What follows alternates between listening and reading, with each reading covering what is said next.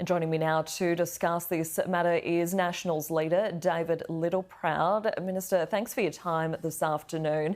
Firstly, what's your reaction to this announcement this afternoon?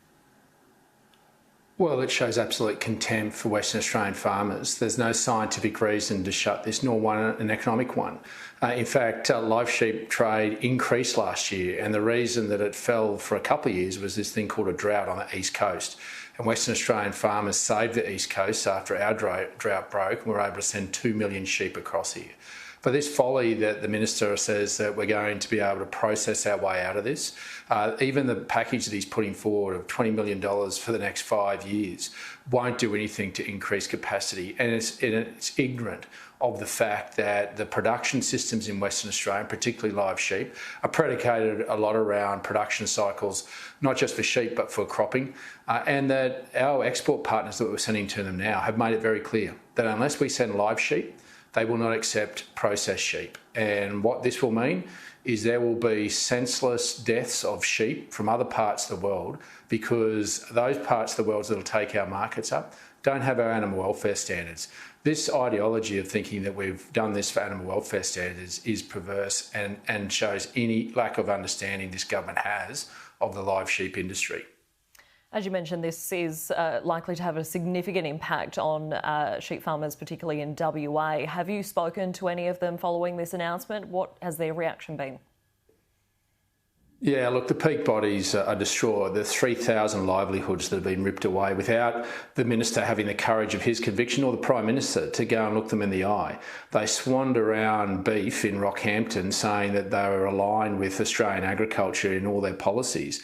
Yet a day after they fly out from Rockhampton, land in Perth, in the sanctity of a high-rise, make an announcement about how they're going to shut down an industry without a farmer in sight. In fact, they did it all by Zoom.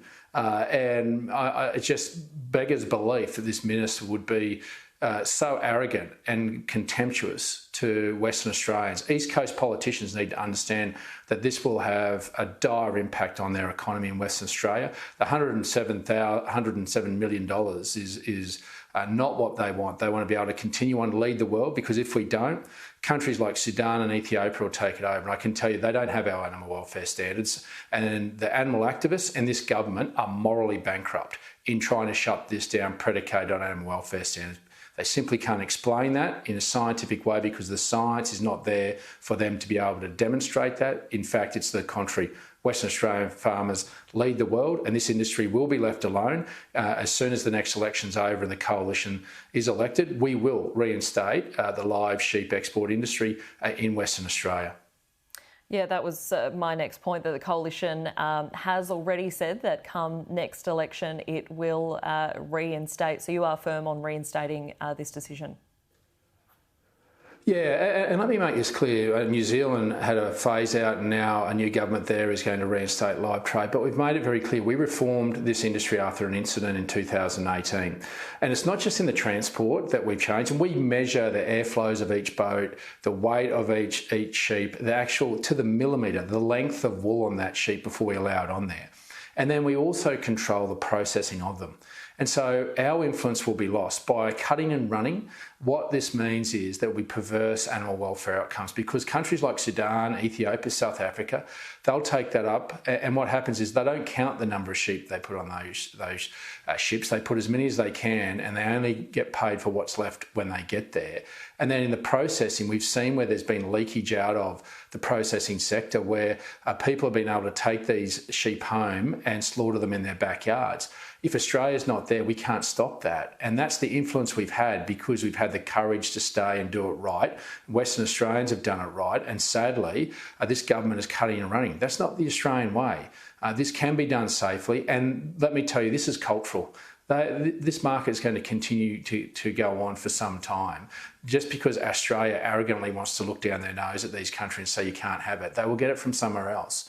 And when the minister even sent his department to tell them 12 months ago that they were thinking about phasing this out, he didn't even have the competency to send them to the right agency. He sent them to the wrong agency and caused an international incident with our trading partners. So it's not just sheep that will be impacted by this, but other trade commodities as well, because we won't be seen as a trusted trading partner.